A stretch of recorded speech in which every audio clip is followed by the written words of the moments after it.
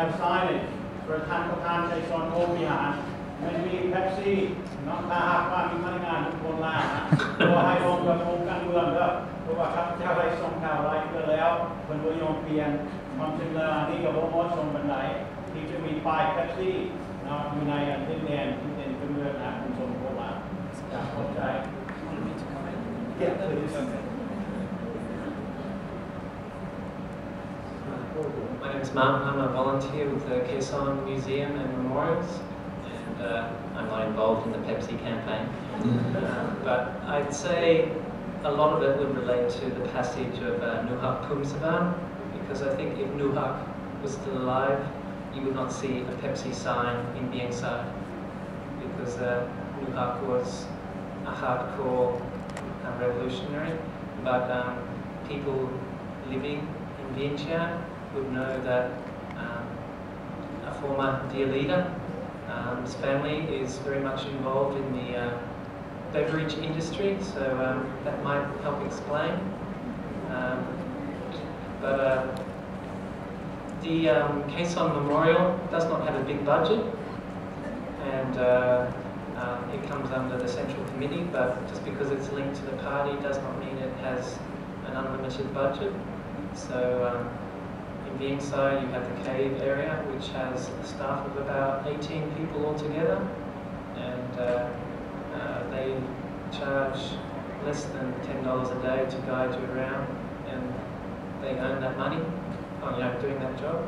And in Vientiane you have the Kaen Museum and Memorial, and the memorial residence is being eaten slowly by termites, so if you want to see it, hurry there. The museum itself is 6 kilometers outside of the city centre, so not many people make the effort to venture out and to see the museum. Unfortunately, most of the display is in Lao or a little bit of French, not much English. So there are guides, English-speaking guides, who can show you around, but most people come there and don't know how to interact with the staff, and they think it's an empty Vietnamese imposition on Lao society. But if you give it some time, and the guides, they're open-minded. I mean, I think for the guides for the Lao and the Thai are a little bit more automated in the delivery of the guided tour, but the staff there, they give a modern viewpoint on the significance of the museum. So the case of the Vieng Sai city is interesting because the caves that they've opened up are for the core 5 members of the Lao Politburo, namely Kaen number 1, Nuhak number 2, Supanrong number 3, Punivong Buchit number 4, and Kamtai Sipandong number 5. And also they have Sisabat Gyalbunpan's cave promoted because it's linked into Kamtai's cave. And Sisabat is from Vieng Sai. He was born close to the cave, so he comes back every year. He has a residence there. The Hmong guide who will show you around, well, there's 3 Hmong in the team. He was Sisabat's house guard and bodyguard for years. So if you take the time to interact with your guides, they can give you a lot of knowledge about Vieng Sai and Vientiane, past and present. But sadly, most people don't read up. Most people come demanding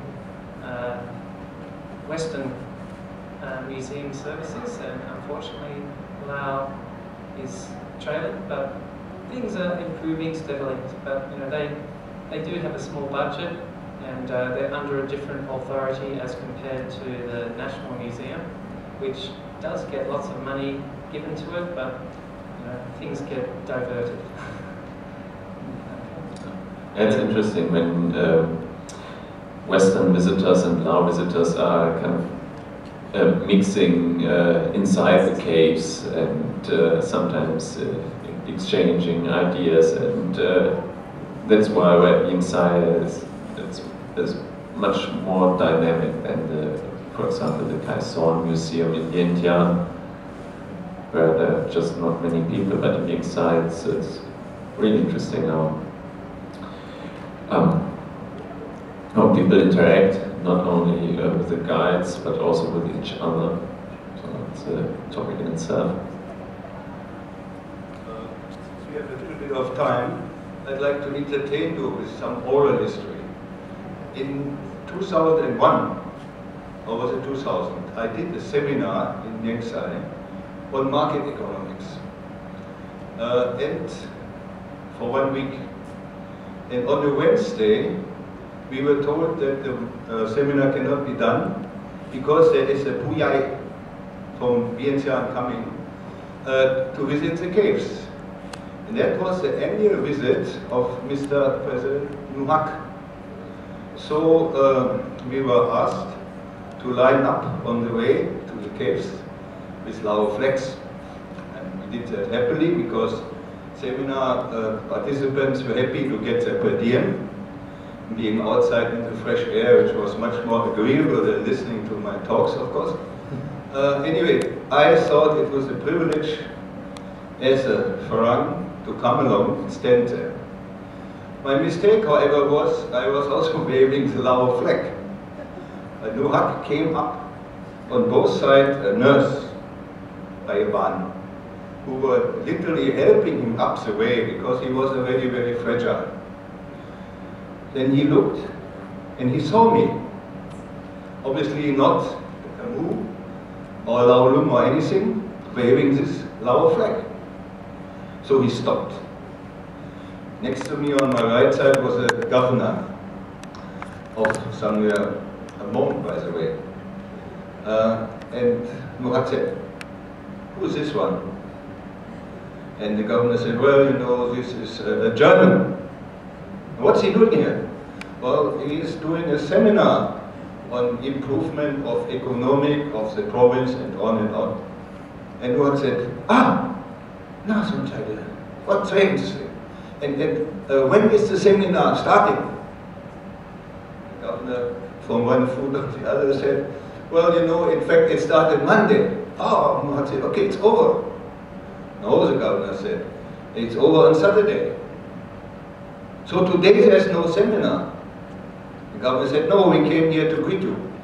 And Nuhak said, "This is very terrible, you know, because of my visit. You all miss the seminar. Please immediately go back to that seminar and forget about my visit." So the governor turned to me and he said, "You know, this is a catch-21. You can do what you like. If we were not here, we would get a scolding. But if we are here, we also got a scolding." Little piece of oral history. Yeah, thank you very much. In fact, everybody's lining up all the time for high-ranking visits, and the visits are getting more regular now. Every couple of weeks there are high-ranking members of the party